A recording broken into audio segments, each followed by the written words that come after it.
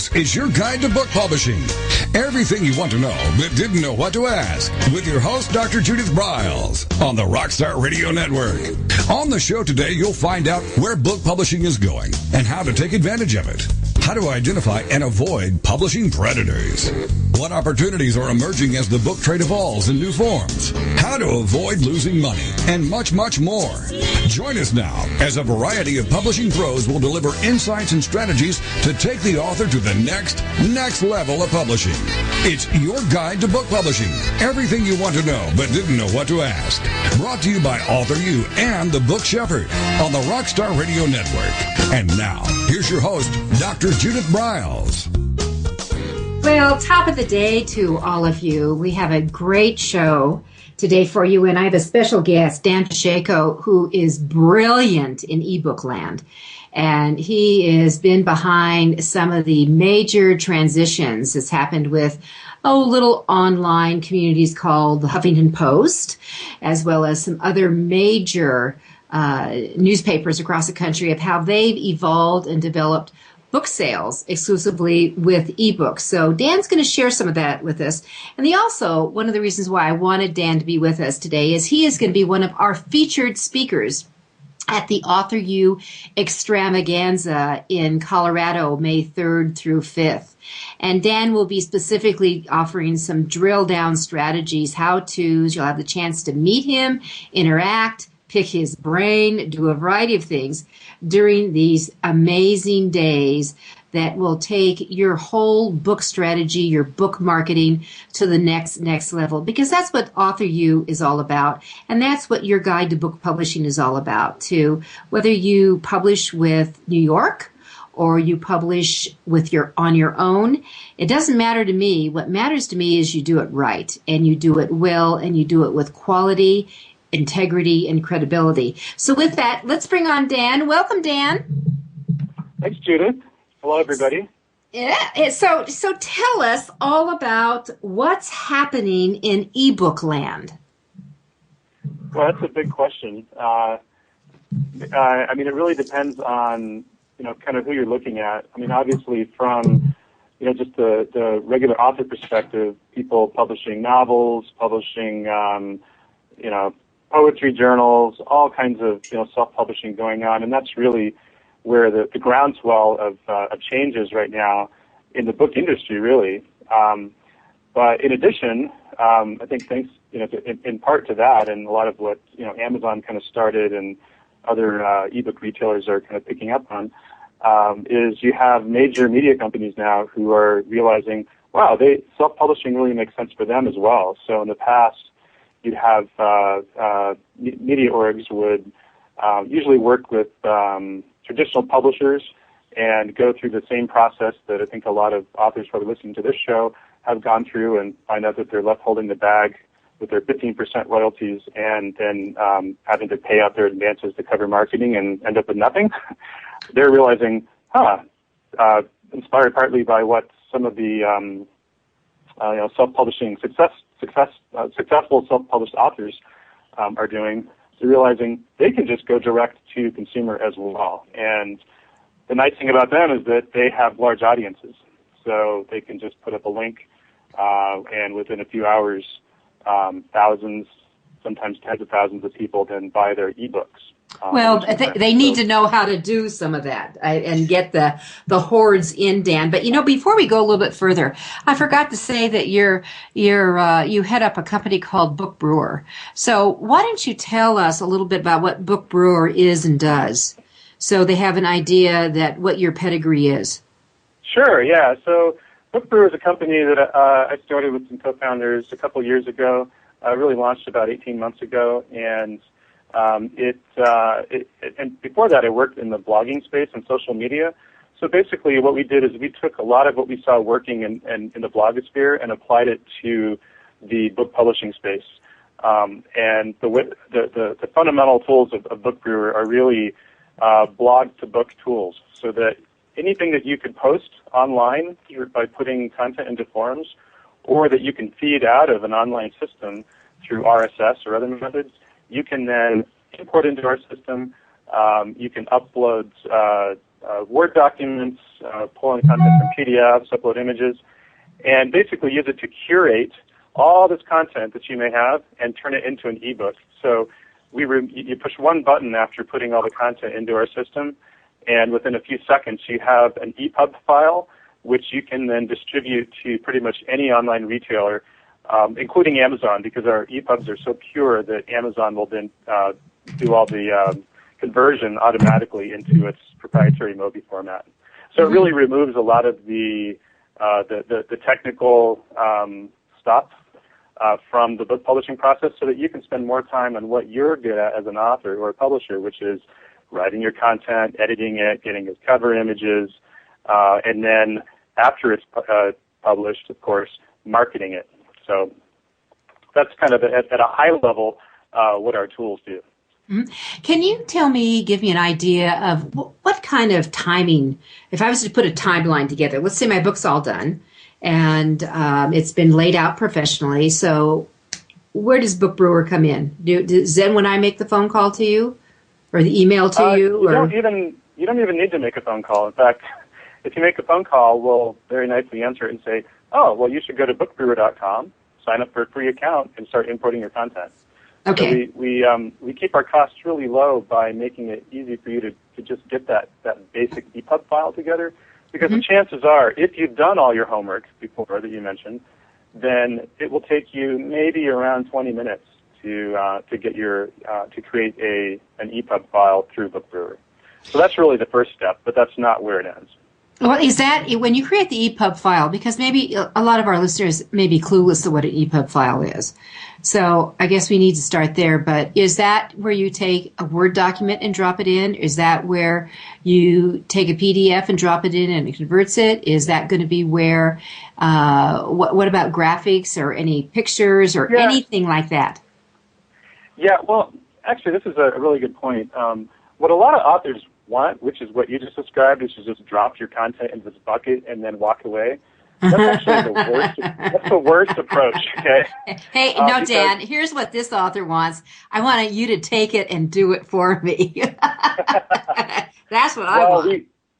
We can do that too, but we think that there's really value for authors to at least try to do it themselves, and just because it's important for every author to really look at the ebook as not kind of a secondary product, but the primary product. I mean, more and more, that's the way that you get discovered as an author, is from people finding your ebook.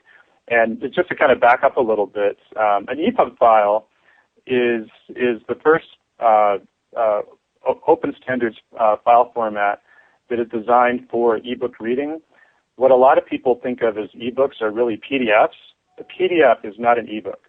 And the primary difference between an EPUB file, which is the true ebook format, and a PDF is that the end user, the reader, is able to change the font size, increase it and decrease it, and everything flows automatically through that layout. So it's what's called flowing text. And they can even change the font if they want to. And that's important because if you look at all the different e-readers and apps and devices like the iPad that are out there, they pretty much all will accept. They have apps for built-in functionality to read EPUB files. They also can display PDFs, but here's the problem. If you've ever either used something like the Kindle Fire, for example, a lot of people are talking about now, or the iPad, and opened a PDF on there of, say, a magazine, I call it reading on a trampoline, because you're constantly having to zoom in and out of the PDF to read everything because the text is too small. And there's no way for you to just push a button, like a increase or decrease font button, so that you can then read it without having to do that zooming. With an EPUB file, it's all automatic. So the most common app on the iPad, for example, is iBooks, which Apple puts out there. An EPUB file that's open in there, it allows the reader to really customize it so that it's really comfortable for them to read. So, I have to tell you this. A lot of times that authors don't get it. I mean, I had quite a runaround with one that he absolutely would not accept that the way he had laid out his book was going to be the exact way it was going to be on an e-reader. And I said, it's irrelevant. Your layout is irrelevant. Scratch it. And definitely. Yep. Go ahead. He wouldn't believe me. I mean, he literally would not believe me. I said they're going to change the font to what they want. They'll change the size to the way they want it. Heck, they'll change the color to the way they want it. All you need to be worried about is content. Is the content correct? Exactly. And it gets even more confusing for authors when they're simultaneously working on their print layout, in which they are in total control of what that print product will look like, and the ebook where they have a little bit of control, and there's more and more control that's being made available to the authors as the EPUB format becomes more advanced. But right now, the way that I describe this to authors is I say, do you remember what the internet was like in 1995? Because I do. I was working on WashingtonPost.com at that time, and what I could tell you is when we were publishing web pages in 1995, there were no tables. You couldn't determine whether it couldn't have two columns of text next to each other. That's pretty much where ebooks are today. It is possible to create multiple different formats of the EPUB that are designed for different devices, so that you can start to have more of that layout. The problem is your costs are going to go way up, and most authors who are starting out, they're trying to keep their costs really low. And it just becomes really hard to manage over time. So it's really best just to think about your text and your photos and the different elements of your book. So how is your book structured? What are the chapters? What are the sub-chapters within those? Mm-hmm. What are the, how is it written? Have you had somebody other than your mom read it? And that's the scary part. It is, and that's actually the first marketing step that no one thinks of as marketing.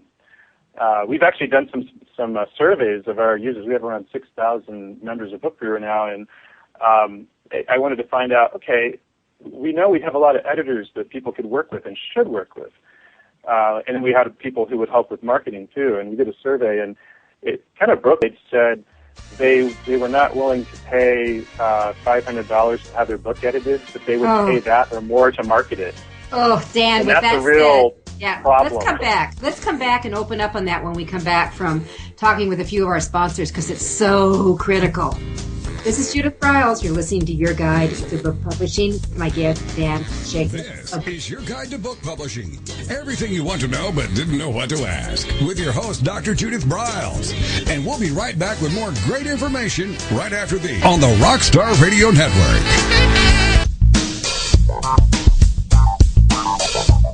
Is there a book in you or another? Author U will show you how to create, develop, and publish your book without being hoodwinked. If you already have a book out, you'll find a supportive and brainstorming community that's connected and creative no matter where you live. Author U brings in national experts for its book camps and annual author extravaganza held each May. It has regular meetings and delivers webinars for its members on timely topics. Through Author U's extensive network, members enjoy exclusive benefits, including significant discounts for a variety of services necessary to publishing. The Resource, its online book publishing news magazine, is content-heavy and it's free. If you want to create a book that has pizzazz, punch, and panache, Author U is for you. If you're a hobbyist or a casual author, it's not. Join Author U today through its website at authoru.org. Follow Author U on Twitter at AuthorU and on Facebook at AuthorU, where timely author and publishing tips and articles are posted daily. Author U, where the author goes to become seriously successful.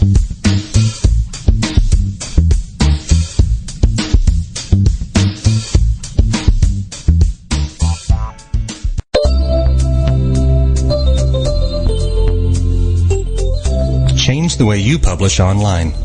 WaveCloud is a new forum for authors to manage all their books' information in one place from start to finish, including pricing and listing summary. To learn more or sign up for email updates, visit wavecloud.com.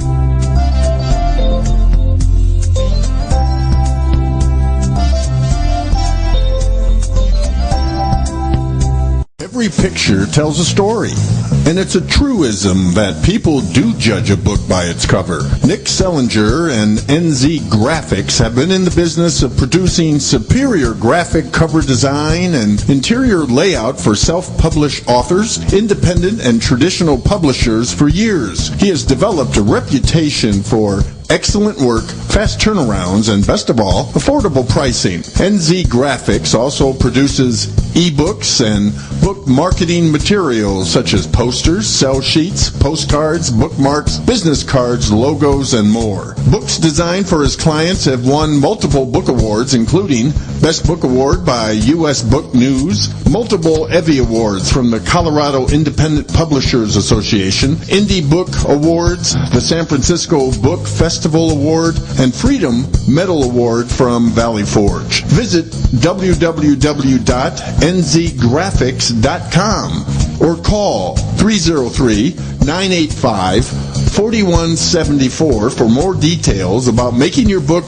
the success it should be. Mention that you are an FOJ, friend of Judith's, and that you heard about NZ Graphics on your guide to book publishing.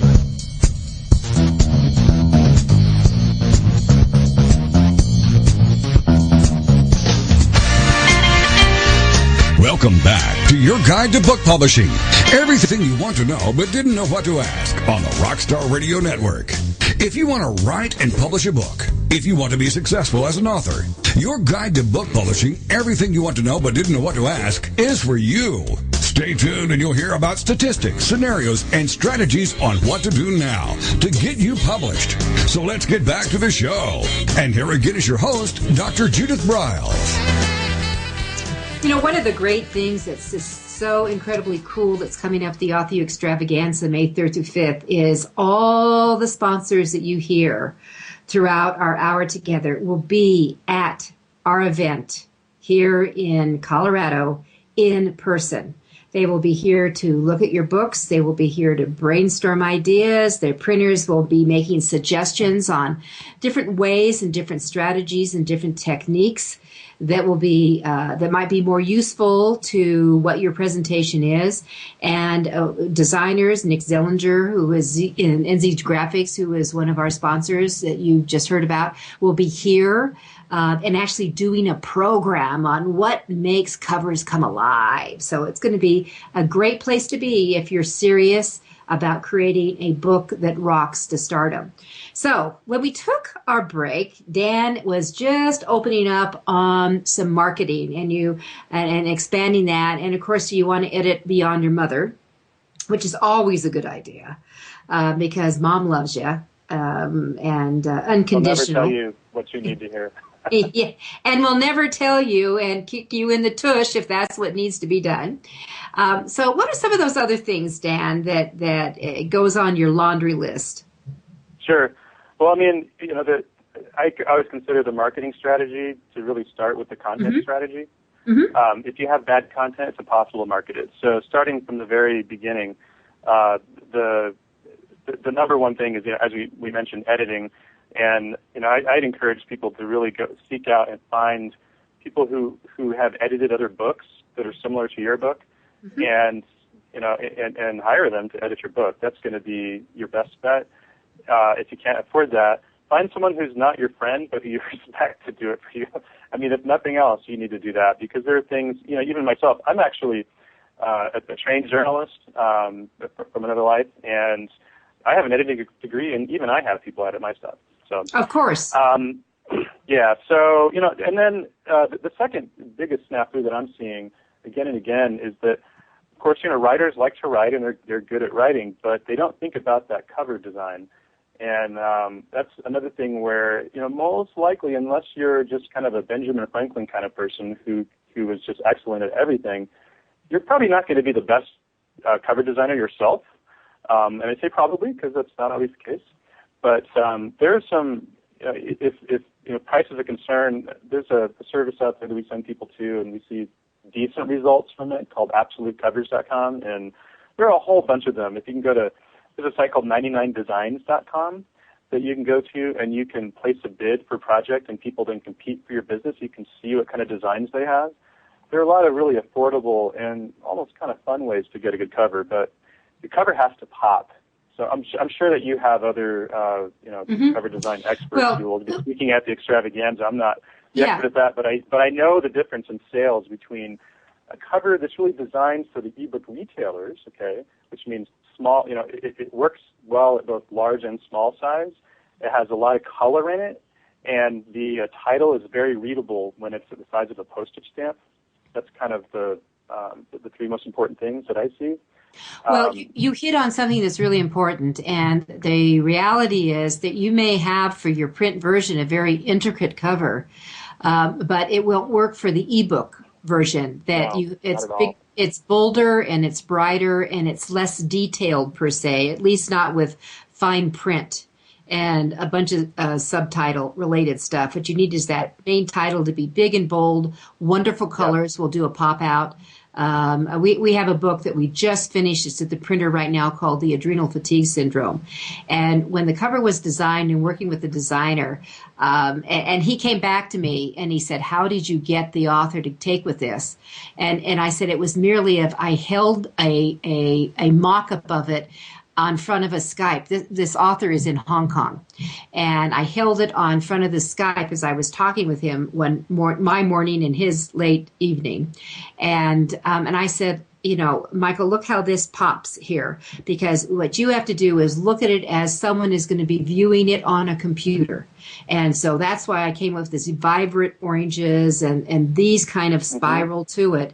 So you would see that I'm not a cover designer, but I'm very visual when I look at things and I get stuff. And when you're saying that having that professionally done, I would say that 99.9 or maybe 99.5% of authors should not be designing their own cover. They can participate and they can have ideas about it, but you need a pro who really understands layout and the visual buy-ins to get it right. If there's one thing besides crappy editing that I see that will differentiate someone from a professionally created book and from one that was thrown together at the kitchen table, it's going to be those two things. The cover is going to come in. And, I would just add, as the founder of a startup, you really have to look at your book as almost like your little startup company. So when you go out and you watch, movies like the Facebook movie, and you see those kids in the college dorm, and they're spending all their time on that one company, and they're obsessing about it, that's your book. And if it's not, no one's going to buy it. Yeah. Oh, so, you have to love it more than everybody else, because how can you be the evangelist for it? Exactly. You have to. Should we hear some more snafus here? Okay. Okay. So this is kind of a BookBrewer.com specific snafu, or really like a self-serve, people using self-service tools. But I really think that it also applies to people who have ebooks professionally created by someone else. You need to preview your ebook as an ebook, preferably on an ebook reading device, of which there are many now, and the prices have come down significantly in the last few months. Or if you don't have a device, there are software programs you can download to view the ebooks. So, for example, you can get something called the Amazon Kindle Preview tool. I believe that's what it's called. The Kindle Desktop Reader for both PC and Mac. Yeah. Everybody should install that. And then when you have your Mobi file that you get from your, whatever source, read through every single page in that software. But ideally, have a Kindle. And if you want, an excuse to get something that also a little more fun, you can get a Kindle Fire, put it on there. And really understand the customer experience, because there is a customer who's buying your book, and you want to really know how they're experiencing it. It doesn't matter that you may have grown up reading print books like everyone on the planet, and that's what you prefer, and you don't really like those technology. Makes no difference, because your customers increasingly will be coming from these devices or buying something online and syncing it to their device of choice. Mm-hmm. So I'm always amazed at how few authors, just even using our BookBrewer tools, don't do that. When you create an ebook through BookBrewer, there are instructions right there on the page, right near the preview button, to tell you how to preview it. And I wish that more of the authors who use our tools would just do that, and it really takes around 5 minutes just on your desktop to download those tools. Well, so it's a must-have, whether you have a PC or a Mac. Exactly. Okay, and you can get it for free. And ideally go out and get a device. Choose Kindle, a Nook, one of the dominant ones, and if you have a little more money, get an iPad. They're kind of fun, but do one of those. Mm-hmm. Well, and I will confess to all that I am from the old school, where I really do love the feel of a book and the tactile experience as well as the reading experience, because I'm in front of a computer all day, so it's my break if I'm going to do something for pleasure. But if I'm doing Fast and Furious, I'll use the technology for sure. Yeah. Well, but really, just like you said, reading on your computer it's not that fun. And that's the reason these devices are so popular. I don't know if people are aware, but over the Christmas holiday, the number of tablets that exist in the United States people have bought doubled in 1 month. Okay? So this is becoming quickly mainstream. I think it's currently somewhere around 25% of all adults in the U.S. have a tablet of some form. Mm-hmm. So you can guess where this is going a year from now. If you're not using one of those devices and aren't familiar with it and really creating your content as if that's the primary mode that people are reading your content, then you're going to be in the minority and you're not going to do as well as an author. Well, and that's if you're in the business to be successful, you've got to know what you play with out there. All right, so Dan, let's do some transitioning here. So the ebooks are in. I believe that they're not going to replace books. They are a partner in the whole reading agenda. I agree with that too. And we do print on demand books too on BookBrewer, so we're not 100% either. I don't believe that any technology ever replaces everything else. It never does, right? Mm-hmm. Yeah, no, it doesn't. But we're gonna be coming into another break here in less than a minute. So what I want to do is get us geared up to actually move into some of the really strategies that are happening with the ebook world, and especially some of the things that you've noticed specifically with the expansion of sales and how to build that crowd and everything that goes to it. I mean, if that makes sense on definitely. that. Yeah. And so as we move here, it's for all of our listeners, you're listening to Dan Pacheco. He is the brains behind BookBrewer, which is based up in Broomfield. Is that right? Broomfield, actually, our office is in Boulder, but I live in Boulder, Colorado. Boulder, Colorado. And they really do work with people developing ebooks that rock and roll, as well as he said, they do some print on demand. So we'll be right back. This is Judith Briles in your guide to book publishing. This is your guide to book publishing. Everything you want to know but didn't know what to ask. Right after these on the Rockstar Radio Network. Since 1987, Color House Graphics has set the standard for quality book production. Whether you decide to print a small quantity of books or need a large print run, depend on Color House to help you. You'll receive professional help and advice the moment you reach one of our representatives. If you mention hearing about us on your guide to book publishing with Judith Briles, we will provide you a discount on the first order you place. To speak with a project manager, call us toll-free at 800-454-1916 or visit us at www.colorhousegraphics.com.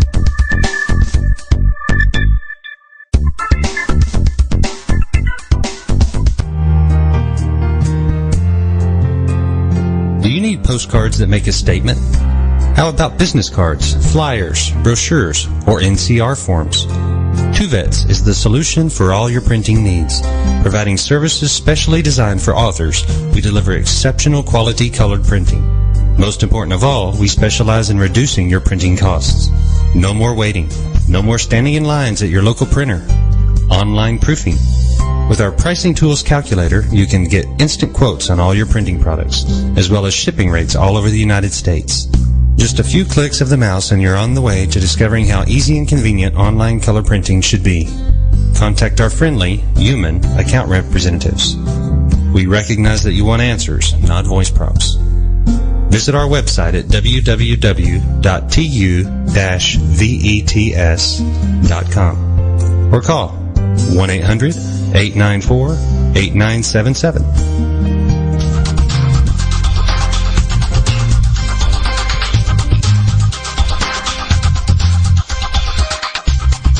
When Ned Thompson and Harry Shore started Thompson Shore in 1972, they believed employees with great character would make up the best company. They were right.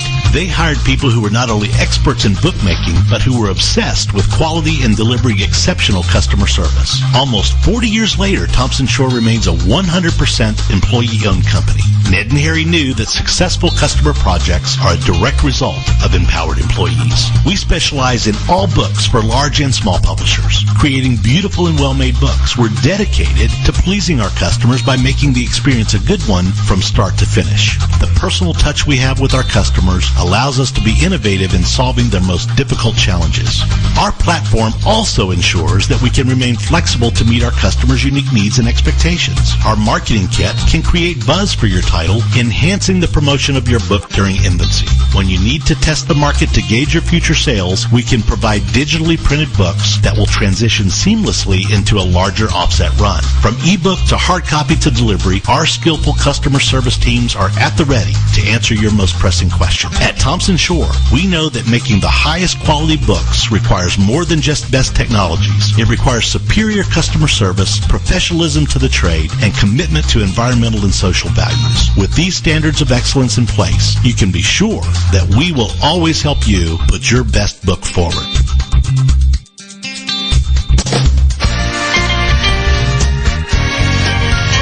Welcome back to your guide to book publishing. Everything you want to know but didn't know what to ask on the Rockstar Radio Network. Coming up, you'll hear more about statistics, scenarios, and strategies on what to do now to get you published. So let's get back to the show. And here again is your host, Dr. Judith Briles.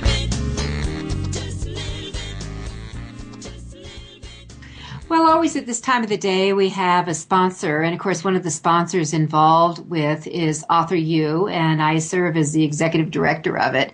And AuthorU.org has got a huge event that is dedicated, designed, and directed toward the author who wants to be seriously successful. This year's extravaganza starts at 4:30 pronto on the dot with master book marketer John Kramer, who is the author of 1001 Ways to Market Your Books. And he is going to do a deep dive session on ebook marketing and p-book marketing. He will do half before dealing with all the electronic side, and then the other half after supper will be dealing with the print side. And John is one creative dude with a variety of ways to do that. And if you didn't catch the show that we did with him just this a week ago, you want to make sure you go on the Your Guide to Book Publishing website, the Rockstar Radio Network .com, and just go under shows down to Your Guide to Book Publishing, and you can just click on that podcast or listen to it on your iTunes and pick that up, because he had a lot of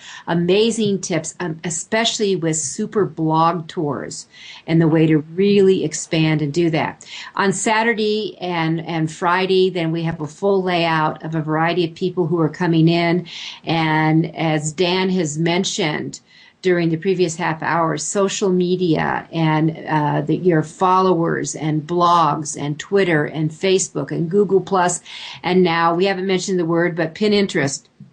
Everything that's going on, Pinterest.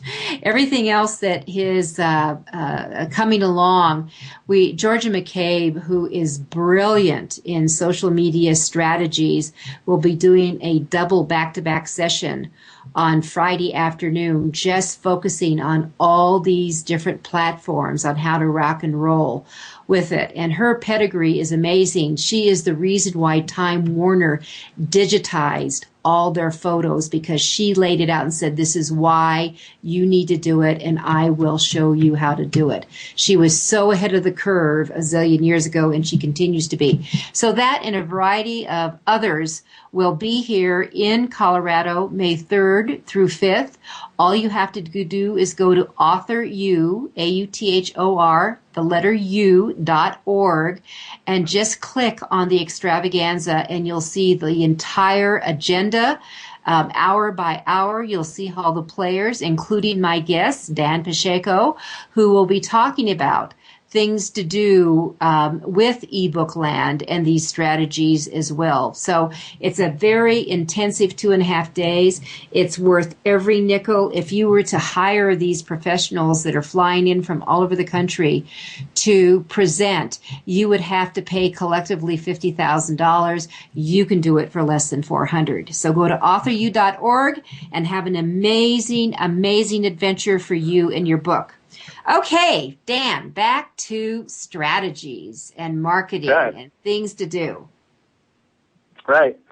Well, I do want to spend some time talking about social media, but I had kind of two more, one, I'll cut it down to one more big snafu, which is once people then sell their book or put their book up for sale on Amazon and Barnes & Noble and Apple, et cetera, which is something we can do, by the way, as a BookBrewer, but there are many other ways to do it. Is they price their books too high. And this is controversial, but only with authors and publishers. With consumers, they all pretty much agree that $2.99 is the new $9.99. Mm-hmm. And what I can tell you is that the successful authors that we have in our network on BookBrewer who, regularly get checks for, several $1,000s a month, and we do have some of those, and they're not all just the newspaper sites that we work with. Some of them are quit your day job authors who have just really broken through. Their books, they're usually never more than $4.99. And I've noticed a trend where a lot of them are moving into the $2.99 phase, and that works for a variety of reasons. But one of the ones that people overlook is that if you actually look through ebook retail sites or go through like the Kindle store or Barnes & Noble, the Nook store, they all have these $3.99 and below lists. So if you're outside of that zone, you don't get in the list. And there's a whole bunch of strategies which I unfortunately I can't really codify them into a formula. I wish I could for working the lists.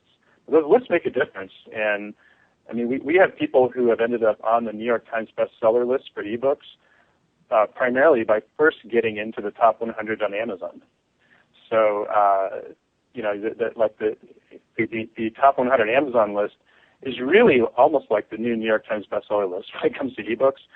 And then the New York Times list is kind of what you want to get on to stay there. So honestly, statistically speaking, most authors are not going to get anywhere near that, but you want to strive for that, right? So, price for success and price for volume is my advice, and look at that rather than worrying about, how much money am I going to lose by charging too little, and I feel like I'm giving my content away. Well, if you have 5,000 people who pay you $3, that's going to be more than 5 people who pay you $10. Mm-hmm. So. Right. So you're saying the new pricing, where it used to be we all shop for $9.99 because that was Amazon's breakpoint, actually, since they called it, and that's what they would pay 70% out on. I mean, that's what the authors are looking at. Let's be honest here. So you're saying that if they come down to $4.99 or now you're saying there's a $3.99 list. Is that the same on B&N as well as Kindle? Yeah, I mean, all the retailers kind of have their different ones, but it's usually there's like a $3.99, the cheap reads list. It'll be $3.99 and below or $2.99, and I believe that Amazon is $2.99, and Kobo does that as well, which is a retailer most don't think about. But if you're a romance writer, you should be there because there's a lot of romance readers there. Now, is there a difference, Dan, between the fiction and the nonfiction pricing? Would you say?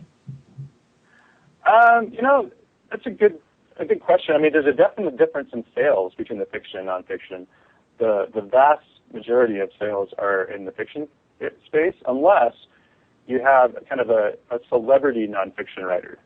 And this is really kind of getting into a lot of what I'm going to talk about at AuthorU. I'll discuss a little bit here. Oh, we don't want to reveal it all. We want but think about especially if you're nonfiction, but it also applies to fiction. Who are you, and why should anybody care? I mean, they talk about the things that your mother's never going to tell you, but it really is true. If you don't want to be the tree that falls in the forest and nobody knows about it, right? Exactly. something, right? So with nonfiction, it's so important to have an online audience that you develop through a variety of ways, through obviously Facebook and Twitter, and I think Pinterest is a really interesting way to build an audience. To be honest, I don't completely understand Pinterest myself, but I understand that there are more women there than men, so maybe it's something where women can figure it out. But it's you have to think about you yourself as being the product that people are buying. And that's a really strange thing to think about. I mean, I don't want to be a product that people buy, but if they're buying your book and you're telling them about, something that they really want to know about, then they're trusting you. They need to know who you are. They will probably check you out. They'll probably hear about you from some other source, which ideally is your own blog where you're talking about your ideas, maybe even posting a lot of the same content you may put in your book.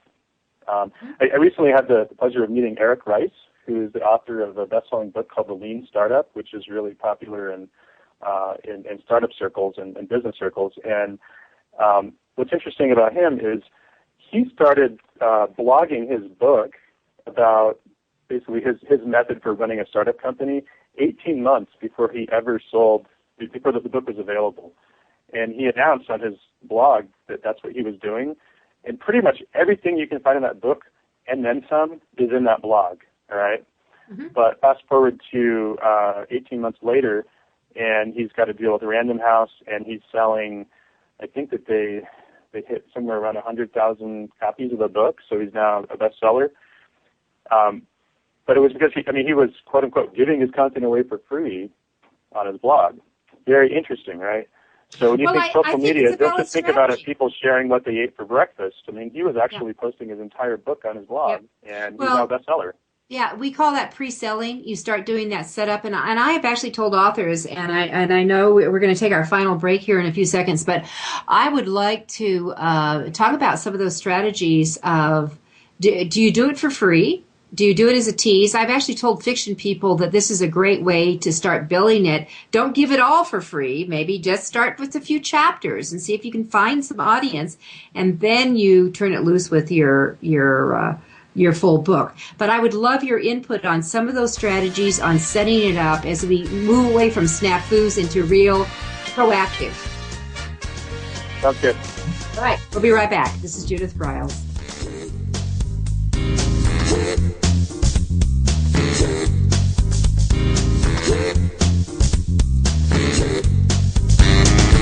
This is your guide to book publishing. Everything you want to know but didn't know what to ask. With your host, Dr. Judith Briles. And we'll be right back with more great information right after these on the Rockstar Radio Network.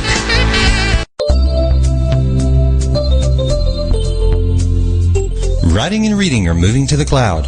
WaveCloud represents a whole new community for writers and readers to connect, communicate, evaluate, and share.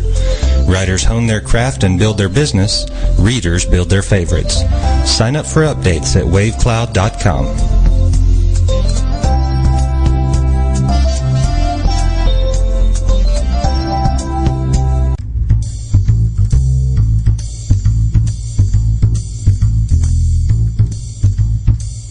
Shepherding concept is simple. The publishing world is changing, and so must you.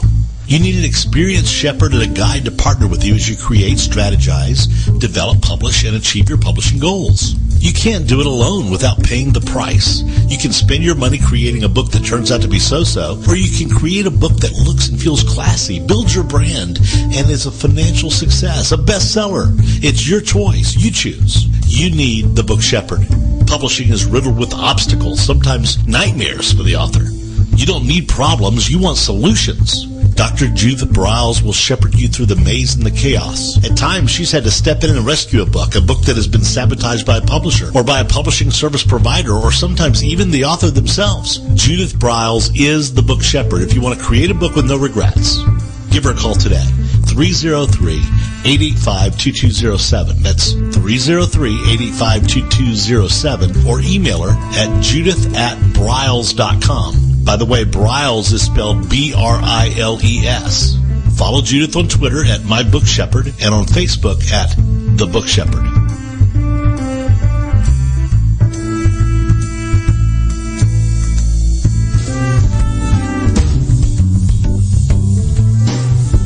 At Total Printing Systems, customer service is our priority. We are located in Southern Illinois. Our employees have an average of 18 years experience and know that customer relationships are important to our continued success. We have been a short-run book printer for nearly 40 years and always stay at the forefront of technology. Our niche is from 1 to 5,000 copies. Today, we offer digital, black and white, and 4-color high-speed inkjet printing, a cost-effective way to introduce color into your short-run titles. We, of course, offer traditional offset printing as well. Bindery is done in-house, from adhesive case binding to PUR perfect binding to mechanical binding of all types, including side sewing. We provide warehousing, kitting, distribution, inventory management, a new print-on-demand facility, streaming browser-based eBooks, and bookstore. Call us at 1-800-465-5200 for a quote on your next book project. You can also visit our website at www.tps1.com. Welcome back to your guide to book publishing. Everything you want to know but didn't know what to ask on the Rockstar Radio Network. If you want to write and publish a book, if you want to be successful as an author, your guide to book publishing, everything you want to know but didn't know what to ask, is for you. Stay tuned and you'll hear about statistics, scenarios, and strategies on what to do now to get you published. So let's get back to the show. And here again is your host, Dr. Judith Briles.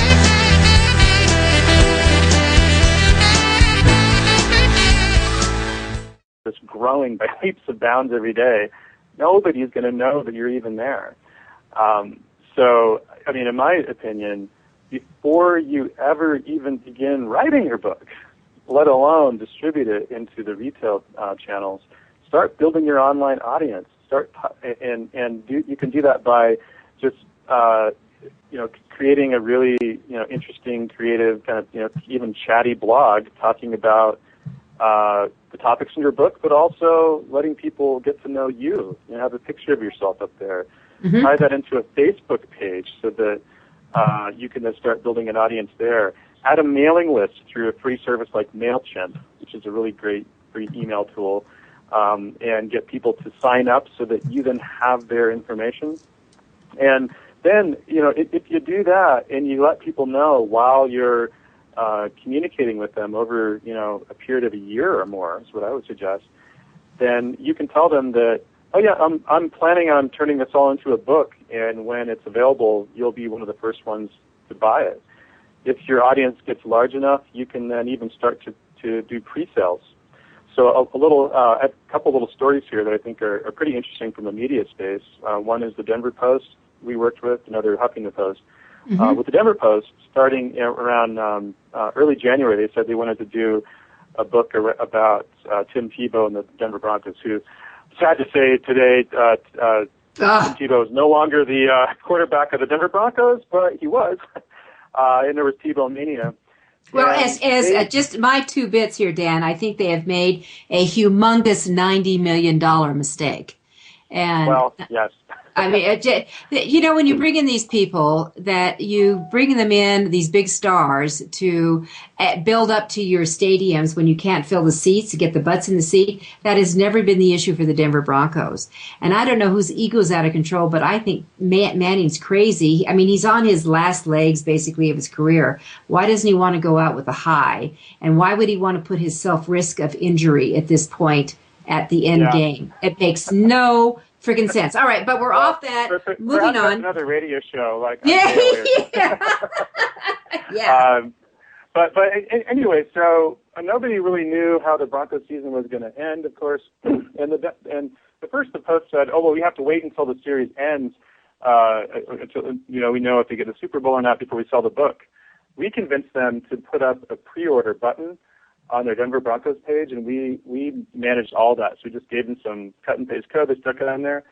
And in the end, we saw around close to 3,000 orders come through, primarily for the print book. We did a print book and an ebook. And for the Denver Post, they did say we could talk about this. It's a $10,000 profit for them after just 1 month. We then delivered all the books, and people really like them. We now have libraries wanting to buy it. But I thought it was an interesting case study in how, in this case, you want to market your content when you know people are interested in it, not necessarily wait until it's done, until everybody knows the story, right? And that's what I think, you look at, what Eric Rice did at the Lean Startup. He was both marketing / blogging about the book and then did pre-orders as well. I think that he collected around 18,000 or so orders before, during that period. And so that when he then did the deal with Random House, I don't know how this all worked out business-wise. He'd fun to ask. All those sales then became part of his tally, and that's how he got bestseller status. Well, one of the things about his strategy what was smart, Dan, is because he blocked it over a year-plus period of time, is who saves all those blogs? Nobody. And the reality is he built that audience. They want it all together. It was a natural book sale. It was a natural thing to have it all together. Exactly. And people pay for curation and convenience. That's really what an ebook is in my mind, especially the nonfiction. Uh-huh. And so there are more and more bloggers, and then also the news organizations that we're working with are doing this. We just signed in another big one, which unfortunately I can't announce Friday at the earliest, but you'll be seeing more and more of these online publishers who mine their archives to create ebooks over time because it's just working well. So speaking of which, the first big partner we worked with like this was AOL Huffington Post, and that was was and continues to be a really interesting experiment because it taught me the value of a huge audience. I mean, they have tens of millions of online readers of the Huffington Post, and we did some tests where they did around 4 books, and all of them were nonfiction. And what was interesting is we let all the retailers, Amazon, BNN, Apple, etc., know ahead of time, hey, this book is coming. This is the day it's coming out. Mm-hmm. As soon as we submit it, we'll let you know. And this is something we do for the we call the red carpet writers, the ones who have a lot of potential or have a history of sales. And so all the retailers got very excited, and they then on the launch day they put the links up. Okay, so we had total coverage on the home pages of all the big ebook retailers. At the same time, Arianna Huffington, in her daily blog, would blog about the book and then have a link to the retail channels. And the sales shot through the roof on the few hours that the blog post was up there on their homepage. What was interesting was that when the post went down off Huffington Post, all right, and so you no longer had that top story, but the links to the books were still up on the retail channels, the sales dropped by around 90% in that time. Wow. So what was interesting to me was that it made me think, who's actually really selling the book? Which another way to think of it is, who's really marketing the book? Who's driving the eyeballs? It wasn't the retailers. They were just kind of the pipe to the consumer, that delivered the book to the device that they wanted. Mm-hmm. But the book discovery started from the owner of the audience, which in this case was Arianna Huffington. Mm-hmm. We've tried this in another, in a few other cases. And Denver Post was like that, and a few, authors that we work with who have large followings in their blogs, and it's always the same. So as a result, we're now also powering direct sales from those online news providers' websites, so they can capture more of the revenue. And even if they just say, hey, you can buy this book and it works on your Amazon Kindle or it works on your BNN Nook, it works on your Apple iPad, and here's how to get it on there, you see the same number of sales that you would see if you just had a link directly into their store. I think the bottom line there is that if you are selling content in as whether it's an ebook or a print book, and it's and you're selling advice and expertise, which is really what a lot of this nonfiction is about. People need to know who you are. There need to be a lot of them. They need to really trust you and know you. And if all of that is true, then you're going to be a success. If it's not, you would be best to develop, that audience before you ever publish your book, and maybe even, build your audience while you're publishing your content on the web. So the bottom line is, it is always going to be the author, and in some cases, the publisher is also the author, who is going to be driving those book sales, and they have to develop the crowd. And you develop that by your visibility and today, and especially if you have eBooks, which is what we're talking about, you have to do it with all the social media channels. And, we've got several now, which we're going to be talking about the extravaganza, and you certainly have kissed on a few. But it's using those channels and also being tuned into the new channels that come along. Yeah, sure, like maybe even a radio show, right? Well, a radio has always been one of my favorite mediums of all of them out there. I think TV is almost passé for book sales at this point. But I would agree with that. But this is where it's at now. All right, Dan Pacheco, thank you so much for being with us. Yeah, great information. And how do they find extravaganza? You will be great. And how do people find BookBrewer? Just bring up any web browser and go to www.bookbrewer.com. BookBrewer.com. Great. Thank you so much. All right. We have another hour has gone by. Next week, we have Macy's Georgia McKay. We'll be into social media and all the major changes that are going on. Don't forget to join us, and let's wishing you a happy, fabulous publishing week. This is Judith Briles.